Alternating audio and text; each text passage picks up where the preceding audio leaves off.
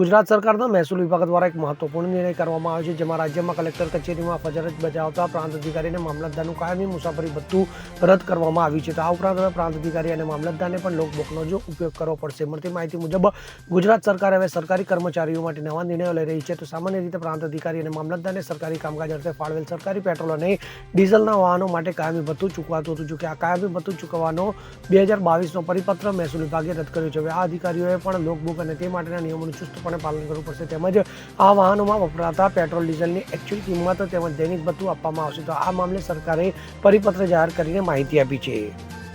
Bureau report CN24 news. હવે જુઓ દેશ દુનિયાની તમામ ખબરો તમારી આંગળીના ટેરવે.